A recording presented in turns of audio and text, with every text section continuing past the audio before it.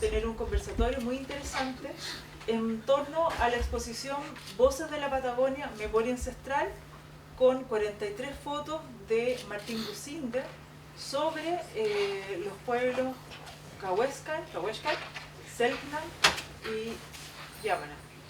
Antes de comenzar, vamos a dejar a Margarita Milanka Yanquilev, porque queremos partir contigo esta actividad, porque es importante, sabemos que es importante y nos lo han pedido los mismos Cahuéscar. Así que te dejo el...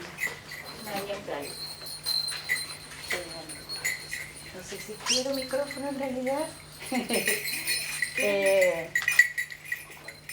Compu Ñen Mapú, Compu Lanien, Compu Wenui, Compu Che Mari Mari. Incheta Margarita Milanka Yanquilev Quiñén, Kimel Fetainche, Ulcantu Fetainche, Alukelenta Infachantubai, Tani Biuque, Apon, Tani Biuque Ñen. Bueno, que yo toco con Tani Lamien Huelimilla. Kume, Nuchamka, Kume Kuso Fachantu, Amulepetain Takuifikikimun, Amulepetain Huenchan. Mai. Bueno, como educadora ancestral, como roñelfe de nuestro pueblo ancestral mapuche en el aula, representante, digamos, de nuestro gran pueblo, vine aquí a hacer este apañe, este mayuntún, este quillubún, este poyentún, a mí también, con todo mi cariño. Digo que está muy, muy hinchadito mi corazón, llenito, y le vengo también hacia dar, como también el Nehuena, la actividad, la fuerza necesaria para que tengamos un buen trabajo, una buena conversación, y eso. Y en mi calidad de ulcantufe voy a hacer un ul, que le voy a pedir a mi huentro que si me ayuda con el trompe, para dar inicio a esta gran actividad y este gran trabajo que tiene Milamien como, primero como buenitufe, digamos, como escritor, como poeta, y también mi Win, también mi Lamien, mi hermano. Para mi Wentro necesito que si se le puede acercar el micrófono para que tome. Voy a hacer un ul que nos narra, es un pichiquepia, nos narra, ¿no es cierto?, que nos cuenta que el sol regaló 2 lágrimas, una de oro y una de amor, que la luna regaló una lágrima que se transformó en nuestro chaguay, y que pasa el tiempo, triste está su corazón porque no puede ver a su amada luna. Y en el Winkasugun dice eso, en el Mapuzungún suena más o menos así. Vamos a hacer el intento, que hace rato que no ensayamos. Fe.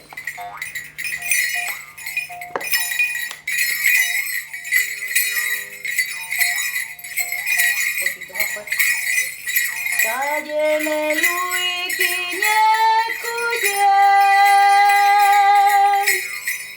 Hermoso Maiti Chaguay.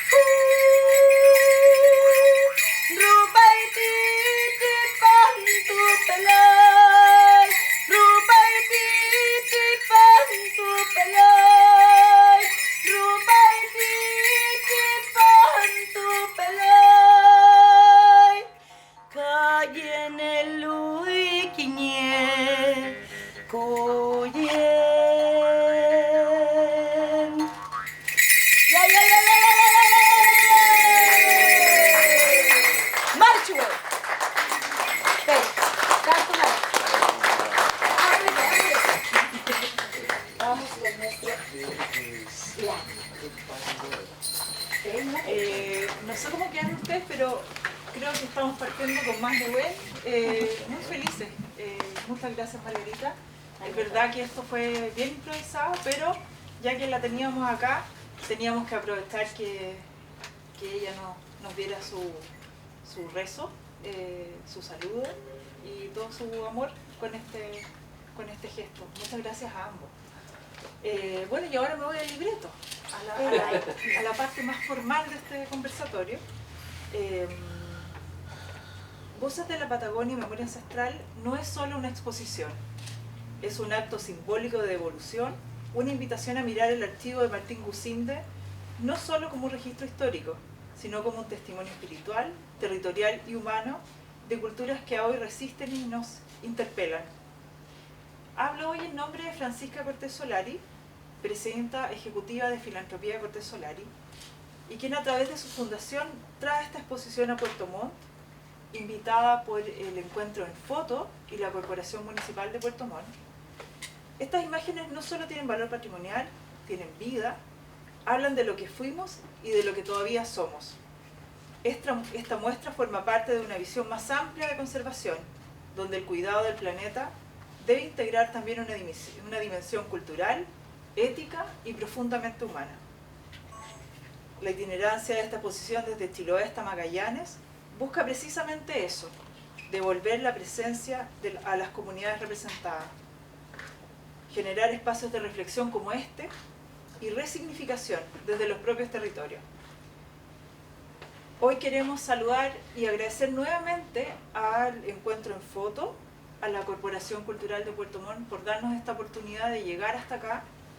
Queremos saludar a Mario Barrientos, el director de la Corporación Municipal de Puerto Montt, saludar especialmente también a Andrés Muñoz, coordinador de artes visuales de la Casa del Arte Diego Rivera, a Soledad Barca, directora de la Biblioteca Nacional y que nos va a acompañar un ratito más en el conversatorio, a Paulo Huelumilla, escritor y profesor de la Escuela La Vara, y a Ramón Castillo, quien ha sido desde el inicio, ya desde el año pasado, cuando empezamos a trabajar en esta exposición, ha sido el curador de la muestra, y como nos dijeron ayer, ¿cómo puede ser más bonita, cómo puede ser más linda esta exposición? ¿Cómo se puede hacer mejor? Bueno, con todo nuestro trabajo y especialmente el liderazgo de Ramón y de Francisca, por supuesto. Los saludo a todos, nuevamente les agradezco porque están acá. Y para meternos un poco en este tema, quiero dejar con ustedes un video que resume nuestra experiencia desde donde viene esta exposición de Castro, del centro del SECREA de Castro. Queremos dejarlos como para que nos inspiremos y nos sigamos metiendo todavía más en esta conversación. ¿Puede correr el video?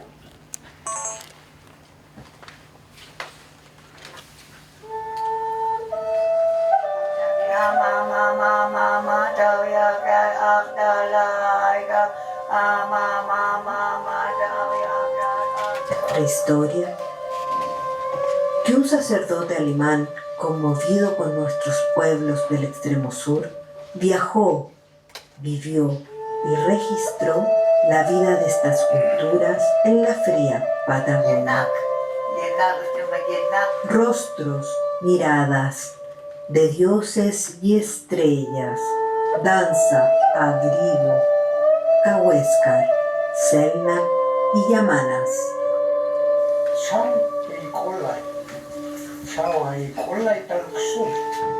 Pueblos de más de 9.000 años que traspasan la línea del tiempo a través de las fotografías captadas por la cámara de Martín Gusinde.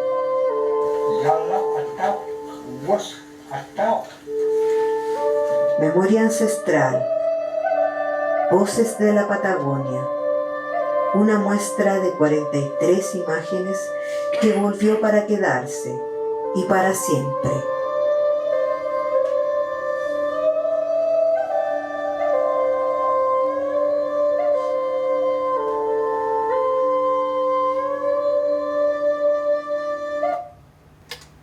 Bueno, ¿qué nos dicen sobre las culturas retratadas y sobre la mirada de Gusinde? ¿Qué significados nuevos emergen al ser revisitados en el presente? ¿Cuál es el rol del arte, la educación y la curatoría en la resignificación de estos archivos? Quiero dejar con ustedes a Ramón Castillo para que él nos dé una introducción, nos cuente un poco cómo ha sido todo este proceso y la curatoría de la exposición. Muchas gracias. Un aplauso a Ramón, ¿no? Nos quedamos todos congelados por el video, sí.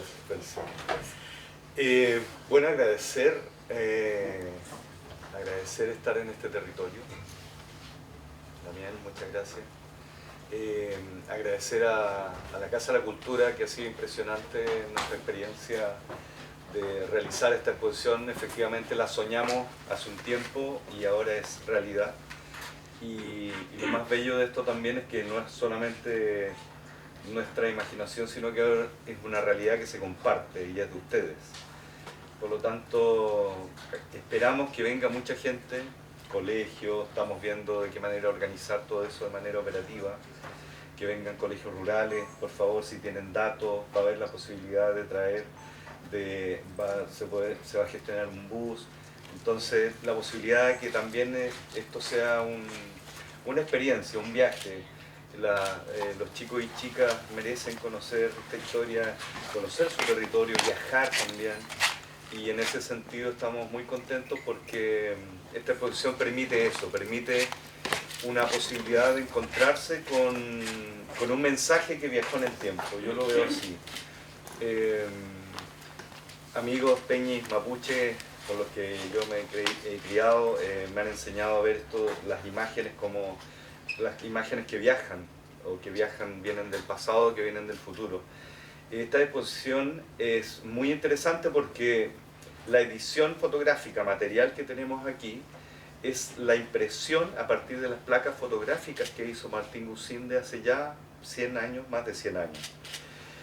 Eso quiere decir que nos volvemos a encontrar con el objeto fotográfico, y eso lo destaco en primer lugar porque de estas imágenes y todos estos días que hemos estado acá se han ido acercando personas que pintan o hacen aro o hacen decoraciones con todas estas imágenes riquísimas, interesantes.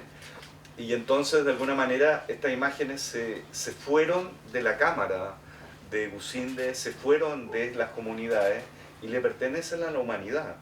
Están circulando en distintos formatos, en las pantallas, en los celulares. Y cuando se hace este gesto de imprimir, de volver a la placa fotográfica, para nosotros es muy interesante porque de alguna manera es el regreso de las imágenes. Es decir, las imágenes, terminó de hacer las fotografías en 1924 Martín Gusinde, termina su trabajo en Chile, deja el Liceo Alemán, donde era profesor también, hacía clases allí, y él aprovechaba las vacaciones de los profesores para hacer su trabajo. Deja el Liceo Alemán y se va a viajar, y entonces viaja por América, se va a Oceanía, se va a África, porque él sigue investigando. Esas imágenes de ahí en adelante se fueron, y él recién publicó a partir de 1931, ya en Alemania, las primeras publicaciones con sus escritos.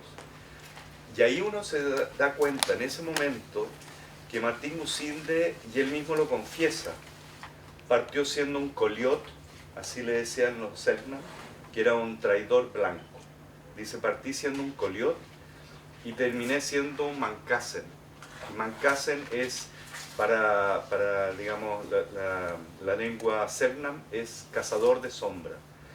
Entonces, es interesante cómo lo bautizan y de alguna manera hay un proceso complejo que hoy día no nos atrevemos digamos, a interpretar, pero un proceso complejo en donde fotógrafo y comunidad y los chamanes logran un acuerdo, y tanto es así que cuando él logra asistir a la ceremonia de iniciación Selknam, después de 3 viajes previos, es decir, conoció al chamán, a Ventura Tenenesk, lo conoce, y Ventura lo ve con mucha desconfianza, dice, ya es otro blanco más, traidor, un coliot. Y Gusinde acusa recibo de eso, y en sus escritos empieza de inmediato a confesar la vergüenza que él experimenta. Entonces es interesante cómo hay un proceso en donde él sabe qué es lo que es, porque tiene una formación, tiene una educación, pero progresivamente él descubre que la única manera de poder acceder a este misterio de estas 3 culturas que logra conocer es desprendiéndose progresivamente del antropólogo.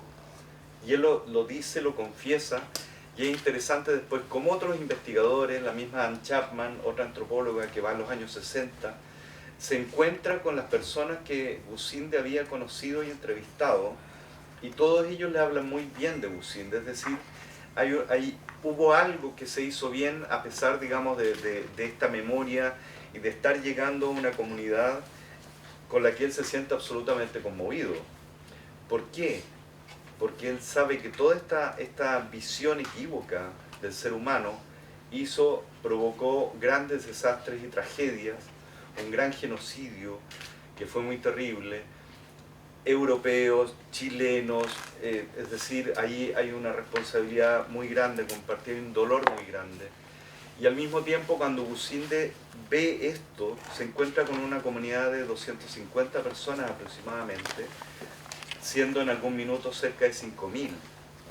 Entonces, como entre 1860 y 1918, que es cuando se los encuentra Gusinde, la población había sido absolutamente diezmada. Frente a esto, Gusinde dice, bueno, aquí hay algo que hacer. Y entonces empieza a conocer la lengua, el idioma, escribe, hace trabajo de fonética, hay audios, en la exposición van a encontrarse con 5 audios que hizo él en cilindros de cera, es decir, con una tecnología muy rudimentaria, él logró audios también. Y entonces fue interesante cómo hubo una cierta encuentro y complicidad a través de la fotografía, es decir, cómo la fotografía era lo único que quedaba en ese instante.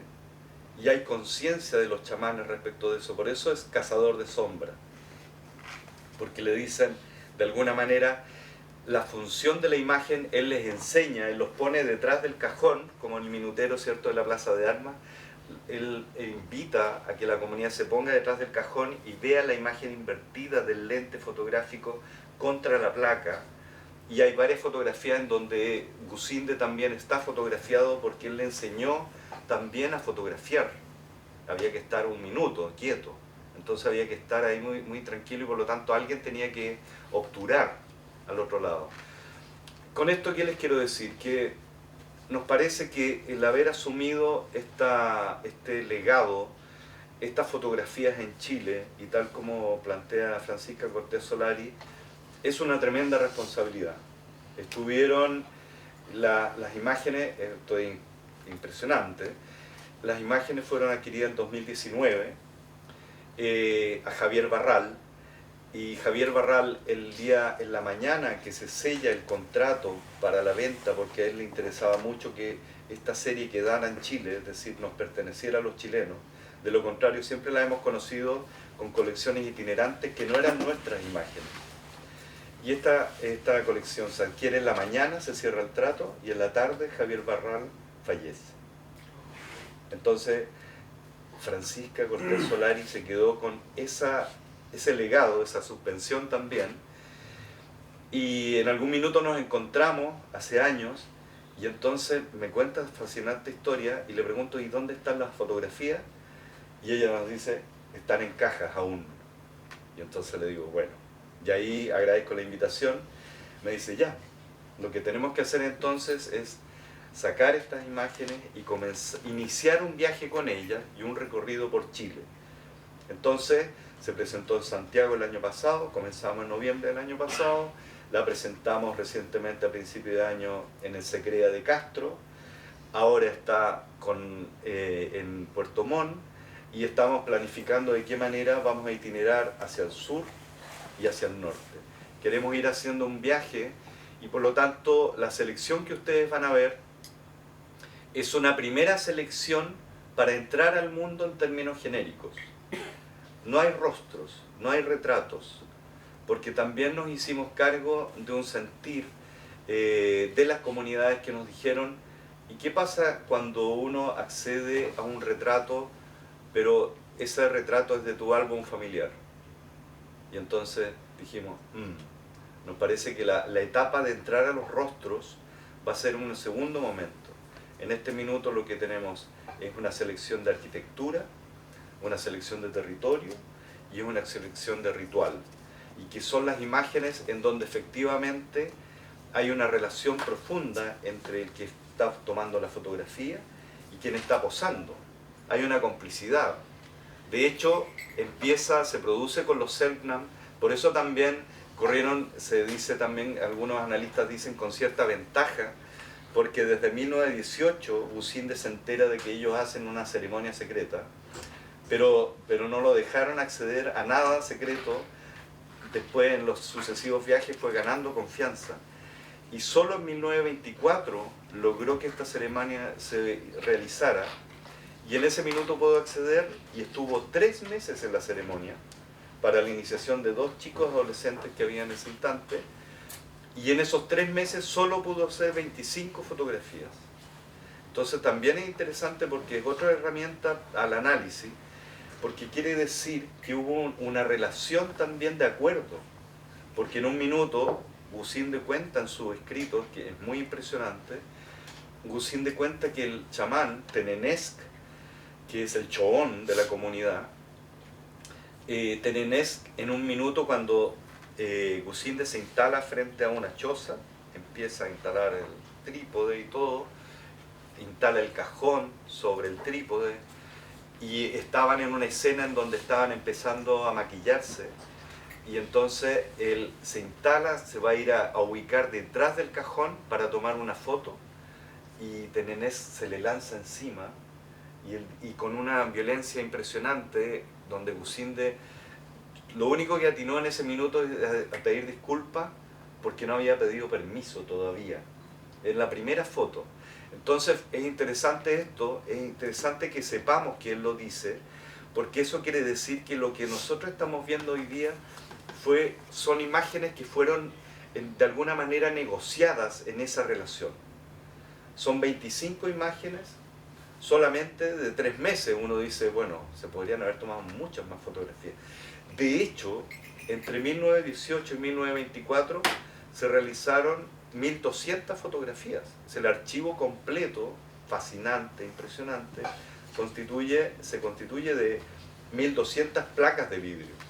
Entonces creo que esta primera imagen que lanzo para no extenderme y por supuesto permitir que mis colegas puedan participar y que después por supuesto ustedes también puedan colaborar en esta conversación. Esta primera imagen, imágenes que viajan entonces en el tiempo, que llegan a nuestro presente de esta forma material, imágenes que por lo tanto nos hacen ver algo del pasado, pero al mismo tiempo en qué medida hoy día también somos capaces de reflexionar respecto de la ritualidad, respecto de la relación con la naturaleza, el respeto entre los otros, el gran valor que destaca Gusinde en las 3 comunidades, el gran valor que se premiaba en términos de prestigio, era el compartir.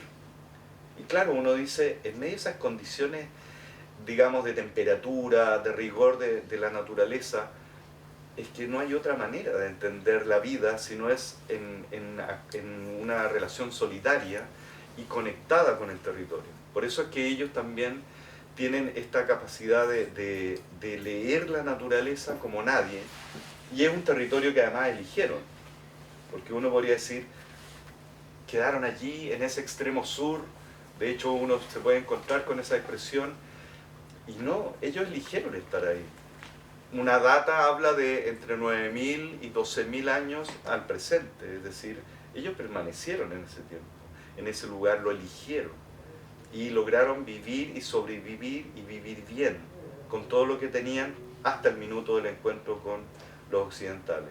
Entonces me parece que estas imágenes nos permiten hoy día reencontrarnos con este mundo, identificar una primera capa y por lo tanto la resignificación cuando hablamos de este término es porque estas imágenes todavía pueden dar de sí, en pequeños detalles, en pequeñas situaciones, algo que ha pasado inadvertido y que no se ha visto, porque todo es información. Bueno, y que le digo a los que están presentes en el mundo de la fotografía también en Enfoto, saben perfectamente lo que significa esta materialidad de la imagen revelándonos algo. Así que esa es mi primera intervención. Muchas gracias, Ramón. Ahora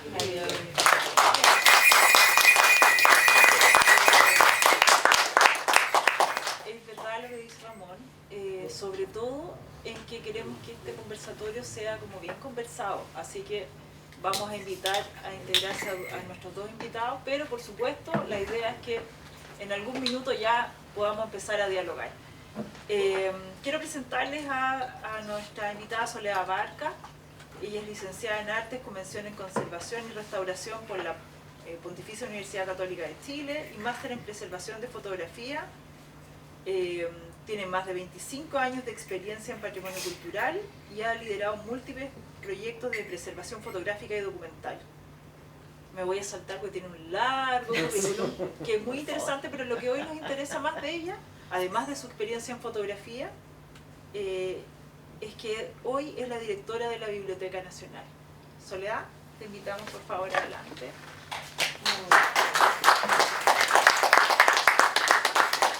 Nos acompaña también, y aquí agradecemos mucho que haya querido también sumarse a este panel de conversación, Paulo Huirimilla Oyarzo, quien nació en la isla de Calbuco, ha publicado en poesía los libros Palimpsesto, con LOM, el año 2005, Cantos de Guerrero, con LOM también, Osario, y sus publicaciones han sido traducidas al inglés, al italiano, al alemán, al gallego, al catalán y al holandés. Es profesor de castellano. Me dijo hace unos días que ya había trabajado 15 años en la universidad y ahora trabaja con los más pequeños y las más pequeñas y es profesor de la Escuela Rural La Vara. Bienvenido, Pablo. Muchas gracias.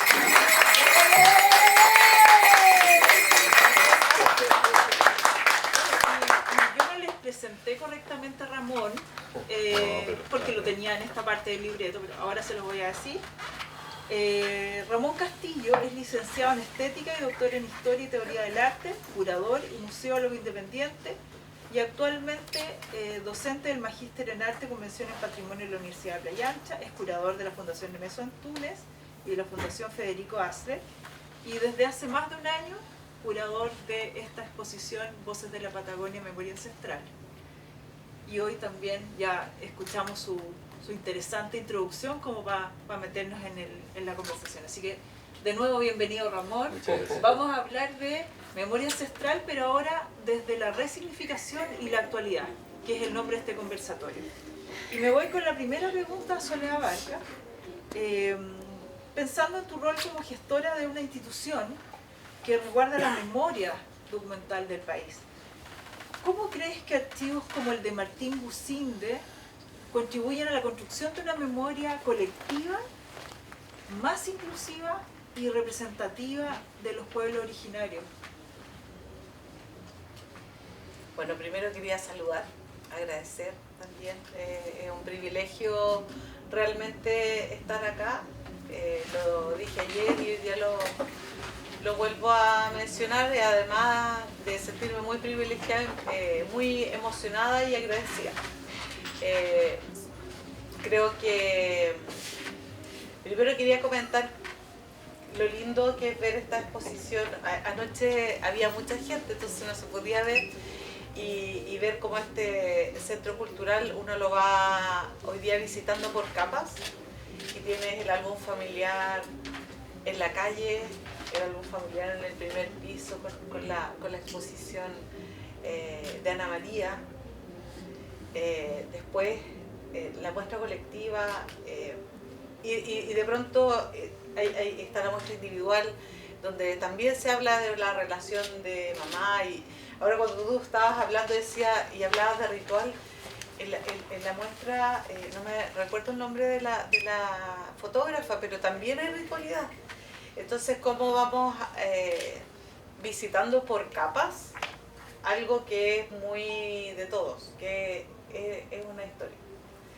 Y pienso que eso hace muy lindo y muy significativo darnos la posibilidad como comunidad de poder visitar todas estas capas, llegar a Gusinde con un espíritu muy abierto, con un espíritu de estar visitando un álbum familiar, que es uno de los temas que nosotros con Bianca, que está acá, hemos trabajado durante mucho tiempo, y uno no para de volver a esta idea de este relato que es personal, que es de comunidad y es colectivo, y si uno después va a Argentina se encuentra con esto mismo, es humano finalmente. Entonces, eso, solamente para describir esta experiencia de hoy día en la mañana y de encontrarme con la muestra, yo conocía las fotos. Algo que me impresiona con la apertura de este archivo es que yo escuché y me relaciono mucho con antropólogos visuales, entonces uno siempre pensaba, me acuerdo que creo que la primera vez que escuché esto era cuando existían cuerpos pintados, no sé si se me cayó el carnet, así dio varios botes, un proyecto que era como de la revista Paula y como que mezclaba con una onda de moda, con un pueblo originario, Sí. un pastiche así bien extraño, pero que fue muy impresionante porque él trajo primero juntó gente que hacía fotos de publicidad, con gente que investigaba y venía a la Patagonia y muchos jóvenes antropólogos en esa época, que ahora todos somos viejitos, venían y contaban, oye, vi este archivo y todo esto, estas imágenes estaban como envueltas como en un halo de misterio, como lo vi y escribí, me mandaron una fotocopia y era algo que costaba mucho ver, o sea, tenías que como que encontrarte la Virgen atrapada en un pañito para poder ver una foto de estas, de las que alguien te había contado alguna vez, o de las que alguien escribió en una revista, y en ese sentido ahí reivindicar el maravilloso rol que tiene la biblioteca, que igual uno encuentra esas revistas antiguas ahí en nuestros depósitos, encuentras los diarios antiguos donde tú puedes encontrar a veces alguna carta de estas personas, puedes encontrar el boleto el listado del barco donde venía alguien, bueno, ese es el valor de los archivos. Y hoy día con esta posibilidad de verlo y poder verlo en Chiloé, en Santiago, en España, por donde han ustedes podido itinerar la muestra, es un momento de fiesta, creo yo, de fiesta maravillosa. Ahora, como decir, pasar de este circuito muy de la academia, de los que saben, a que la podamos ver todo y cada uno hacerse su propia idea. Entonces, yo vengo del área como de la materialidad, como que a mí me pasa que cuando me dicen 1200 placas de vidrio, digo, ¿cuánto pesaba eso? Ya, muchos kilos. ¿Cómo lo trasladaban? Porque no había autos 4x4, no había ropa técnica, yo miraba las fotos que pusieron con un pantaloncito de franela. Uno tiende, como dices tú, de la actualidad, me preguntas de la actualidad, desde la actualidad uno puede ver y hacerse las preguntas, ¿cómo lo hacía? ¿Cómo llegó con esa cámara gigantesca y no se le congelaban las placas? ¿Y cómo después de esas placas viajan desde esos territorios muy australes, muy lejanos, que hasta hoy día nos cuesta llegar, a Alemania, y pasan 100 años y todavía las podemos ver y todavía nos pueden revelar ese momento? Y eso lo encuentro, no sé cómo puedo, como que no hay palabras para explicarlo, como esa resistencia de la historia que llega y nos interpela y nos pregunta desde una pregunta tan sencilla como, ¡ay! ¿Qué pasó frío este caballero? Que lo puede... Y yo me siento como una persona muy común que me hago esas preguntas. Soy una persona común y corriente que hace esas preguntas y que creo que son lindas de lo que tú hablabas de compartir, de mostrar la choza o la estructura, la arquitectura, porque me encantó cuando dijiste arquitectura, porque uno en realidad estas estructuras de fibras naturales a veces no las considera arquitectura, pero sí me parece bonito que las veamos desde ese punto de vista. Entonces todas esas preguntas creo que son posibles porque tenemos ese archivo. Y otra cosa que me parece más increíble todavía es tener también los pensamientos de él cuando vino, cuando estuvo, esa experiencia, los sonidos de nuestros pueblos originarios no son fáciles decodificar para nosotros. Yo tuve la experiencia de recibir un registro Kaweshkar y uno no lo entiende porque no lo conoce, pero si lo escuchas una vez, lo escuchas otra vez y ves el lugar y el territorio donde ese lenguaje se desarrolló, lo entiendes mucho más, o lo puedes a lo mejor hacer las preguntas: ¿por qué esto se parece a un pájaro? ¿Por qué se parece al sonido del agua? Entonces ese repertorio gigante que nos dejó Businde y que muchas personas cuidaron en el camino, porque aquí con una cadena infinita de personas que lo cuidaron, y Javier Barral como último acto dice: sí, que estén en Chile. Algún día recuperaremos las placas, yo siempre sueño con eso, pero digo, también es maravilloso. Y los diarios y todo, y que ganas de leerlo, y que ganas de saber alemán para ver eso como con emoción que escribió en un momento. Eso, es como que me extendí un poco, pero es como el entusiasmo en realidad. Quiero tomarme de algo, de todo lo que decías de la emoción y todo, y quiero contar algo que a mí me pasa también, que tiene que ver con el tiempo que demora la fotografía para hacer cada toma con cada persona. Era un rato, digamos, era un rato, era un tiempo en que la persona tenía que posar, además. Y para llegar a eso hay una construcción de confianza, que es un poco todo lo que comentaba Ramón. Esto no es tan rápido, esta es un viaje donde parte un primer acercamiento, después viene otro intento, hasta que logramos tener esta colección. Entonces, me quedo también con la parte material que mencionas tú, porque para llegar a esa placa hubo toda esta construcción, todo este viaje, todo este acercamiento, para lograr que Martín Businde pudiera relacionarse con todos ellos, y tú también específicamente con Tenenesk, corrígeme Ramón si me equivoco, pero también una construcción de una cierta amistad al final. Entonces, bueno, como para llegar hasta lo que tenemos hoy día y cómo podemos ir conociendo toda esa historia. Y hago esta reflexión porque quiero dar el pase a Paulo, desde su rol de educador, también su rol de poeta y también su rol su característica de ser una persona mapuche. Y quiero primero preguntarte qué emoción te genera esta exposición. Yo sé que no la has visto todavía, probablemente, pero sí estas fotos que tenemos acá y que están circulando hace un tiempo. Mari com Leimon, Inche, Paulo Gurimilla, Piñero, Mapuche, Vista Inche, Quimel Tuche, Fewin, Caso, Cañero, Mapunche, Subón. Mi nombre es Paulo Gurimilla, yo Tañi llegó en Kiwa, Mapumó, Calfuco, Mapumó. Yo broté en la isla de Kiwa, en la isla de Puluki.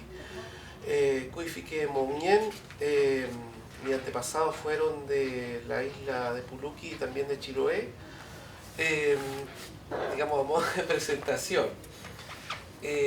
Mira, mi acercamiento al pueblo originario, a uno de los pueblos originarios o pueblo preexistente o primeras naciones, que se llama Selknam Uonas, fue alrededor en los años 90, cuando yo fui a estudiar a la Universidad de los Lagos, que fue sede de la Universidad de Chile en realidad, antiguamente, y yo fui a la hemeroteca en los años 90 y fui a investigar específicamente una tesis de pregrado que habría sobre los Onas o los Selknam. Seguidamente yo me puse a escribir, porque yo fui a estudiar literatura en realidad, no para ser profesor, sino para ser escritor en realidad. Y ahí yo escribí en función de una tesis doctoral, perdón, de una tesis de pregrado. Me demoré en escribir este libro que se llama Palimpsesto alrededor de 10 años. Y ahí escribí unos poemas sobre los Selknam, que yo quisiera leer algunos, un poco para ver la diferencia entre los años 90 y lo que yo percibo ahora. Porque el otro día igual me estuve viendo un documental de Gueda, sobre los Selknam también, y ahí escribí otro texto. Hay una técnica literaria que consiste en observar la imagen, se llama etnografía, y fue desarrollada en Chile por la Cecilia Vicuña y también por Gonzalo Millán.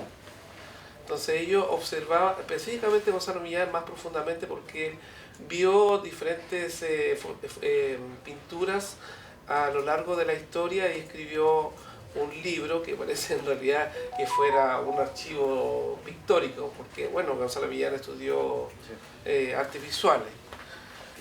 Bueno, y Cecilia Vicuña vemos que en realidad ha amplificado esa manera de ver el mundo, dialogando entre el arte visual y también en la literatura, específicamente la poesía. Yo después que vea la fotografía voy a hacer también los ejercicios con la fotografía. ¿Qué es lo que me dice la fotografía en relación a la literatura? Bueno, no voy a demorarme tanto, pero traté de acá asumir la voz del vencido, como José Miguel Argueda en Perú, o también como Marcos de la Candona en México, o también como esos poetas que asumen la voz de los vencidos, como Pablo de Roca o Pablo Neruda, o la India, que es Gabriela Mistral, que se la ve muy blanqueada en este país. Entonces yo quise decir, mira, a ver, cómo yo hablaría como si fueran los Selknam, pero en castellano. Entonces escribí este apartado, que en ese tiempo eran como 5 poemas solamente, y se llama Cordilleras Invisibles. Tanto lloró que nos volvimos eternos de silencio. Temauquel, que dice: subes a la cordillera del poder, a la cordillera del cielo, tomas el poder de los infinitos antepasados. Habitante del cielo, no te duermas, necesito aquel sueño de estrella, que se me junta el agua y el silencio. Hay ahí un espacio en que habita Kenok. En su bóveda celeste, Temauquel, en el sueño veo, para morir este corazón oscuro. Y después también la tragedia, ¿no? El exterminio. Como tú ves, desde siendo escritor mapuche, siendo un habitante del mundo mapuche, donde considera que todos son mapuche en realidad. Todo lo que habitamos acá somos mapuche. Solamente nosotros nos denominamos mapuche, enraizado en la tierra, que en la tierra nos parió a nosotros. ¿Cómo siendo eso tú ves este duelo, digamos, del exterminio? Es Temauquel quien ha llorado, por eso subo a la cordillera que desaparece, la cordillera invisible. Me corto el pelo con una mandíbula de abutarda, porque alguien muere de los míos. Hay que borrar sus rastros, guardar el duelo por 28 lunas, cortar el hilo de la muerte. Es el mayor del cielo quien tomará mi alma, quien tomará mi vida y muerte, con su cabeza de plumas. Caso mi cordero negro al anochecer, pinto mi rostro con una brasa apagada, córtome a mí mismo la oreja con una libra. Y así, digamos, uno se va adentrando con la poesía, que es una síntesis de la filosofía, como dice Bátimo, a hablar de la voz también de un vencido que muere. Nosotros todavía no estamos vencidos, los mapuches seguimos luchando, pero también es una responsabilidad, digamos, como pueblo originario, de hablar de otro pueblo originario que ha muerto. Pero es tan fuerte la vida que está esto, digamos, la imagen con la cual o a través de la cual uno puede observar las miradas de los otros. Ahora está el problema aquí del que plantea Michel Foucault. ¿En qué momento habla el otro o puede hablar el otro? Yo trato de hablar del otro vencido y ustedes traen al otro vencido para que nosotros miremos hacia otro vencido. Pero también hay que vencer la muerte, digamos, porque hay un joven que se llama Yantén, o apellido Yantén es su nombre o su apellido, que aprendió o está aprendiendo la lengua de los Selknam también en Santiago de Chile. Sí. Entonces esa es la alegría vital de que el idioma nuestro o de los pueblos originarios vuelven, digamos, a revitalizarse o a resignificarse. Eso como primera entrada, digamos, a la madera, como dirían Ruda. Ramón, puedo apostar que tienes una... Wow. No quiero hacerte una pregunta, quiero que me cuentes o que nos cuentes en qué estás pensando en este momento. Sí, wow. Agradezco mucho, digamos, las presentaciones de ambos porque, claro, en cada momento iba también yo como estableciendo un diálogo específico porque hay mucho material del propio Gusinde y de las investigaciones en torno al trabajo de él que dan luces respecto de esto. Entonces, cuando Soledad comentaba, digamos, su mirada respecto a este encuentro con las imágenes, es súper interesante que Gusinde lo que hizo desde el primer momento es, por ejemplo, en el primer viaje hizo fotografías, reveló algunas fotografías para enseñar lo que estaba haciendo y en el viaje siguiente llevó las imágenes para mostrarles a ellos qué es lo que ocurría con las imágenes, porque antes alguien llegaba con un cajón, un extranjero, y hacía algo detrás del cajón y después se iba con el cajón. Entonces no sabían lo que estaba ocurriendo.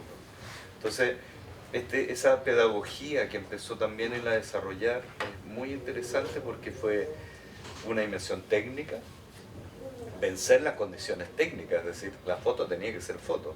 Cuando uno aprecia las imágenes, el grado de nitidez que hay en las fotografías de primer a último plano es impresionante. Entonces, hay una manera, un saber hacer desde el punto de vista técnico que es impresionante. Entonces, él comparte ese secreto, pero también lo que tiene que ocurrir es que la comunidad también tiene que empezar a compartir su secreto. Y entonces, en esa relación, yo creo que él descubre que toda la visión equivocada que ha habido de Occidente respecto de, por ejemplo, no llamarle arquitectura a las chozas. Tenían una vida nómade, terrestre y de canales en el archipiélago. La arquitectura era efímera. Y hace muy poco salió una publicación que es bien interesante que habla de arquitectura efímera en Chile. Porque también fue lo que ocurrió, ¿cierto? Lo aprendí, tuve clases con Gastón Soulet, cuando él decía que llegaban los occidentales también al mundo mapuche, Sí. y decían, ¿y las pirámides? No hay pirámides, entonces no hay arquitectura. Como que había ese sesgo, ocurrió también con estos pueblos, y llegaban y por ejemplo decían, ¿y dónde están los íconos que adoran? No hay íconos que adoran, porque claro, la experiencia de África o la experiencia en Australia, habían íconos. Bueno, y acá esto no les alcanza ni para íconos, dijo Darwin en su momento. No tienen lenguaje, no tienen íconos, no hay arquitectura.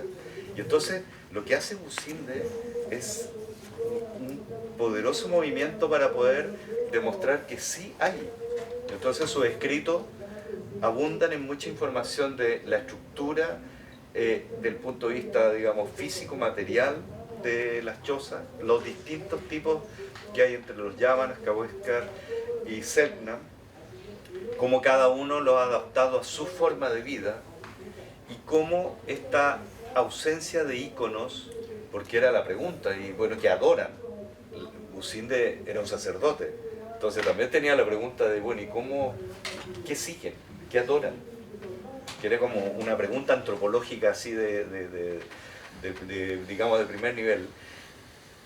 Y se da cuenta que en realidad esa complejidad del mundo espiritual que ellos van llevando tiene que ver con también una condición efímera y donde va cambiando según va cambiando la vida de ellos. Entonces hay tiempos de fiesta, las pinturas tienen una función ritual, pero las pinturas también tienen función cotidiana.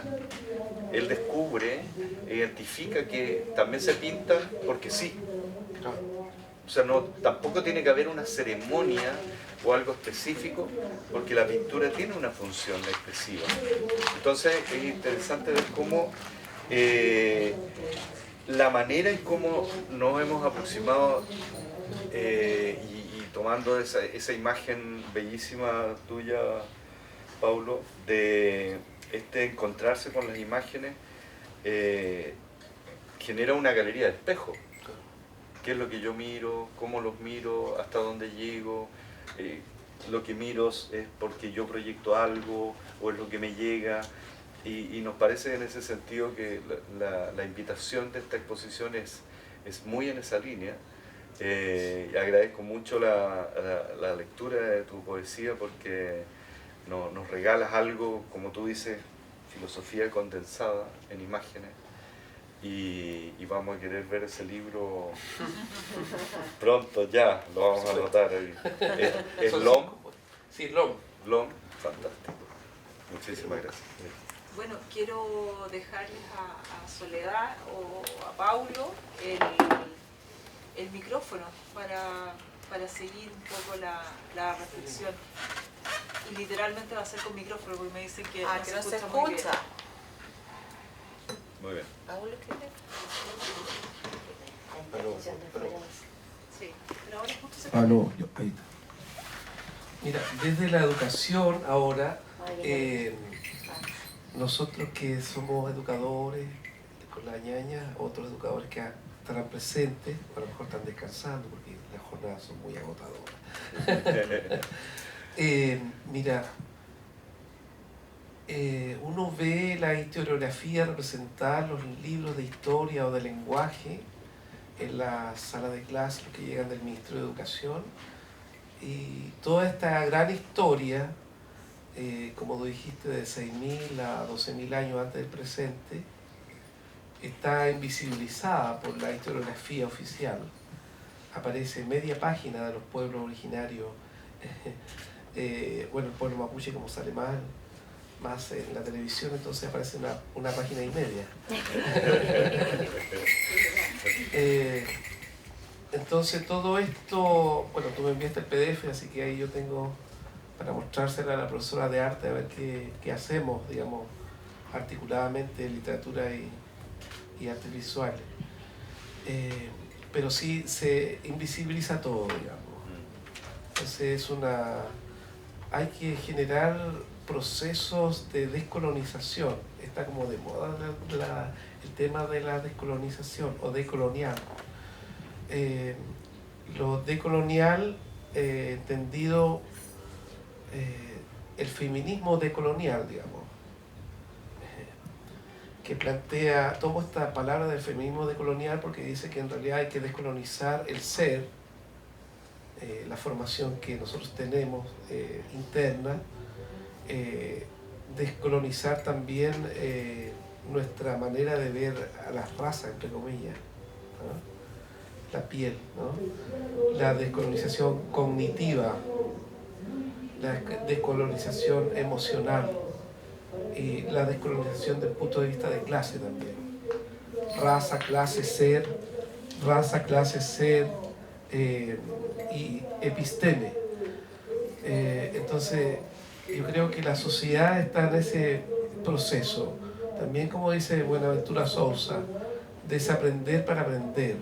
Entonces, esta exposición también es una invitación a desaprender para aprender.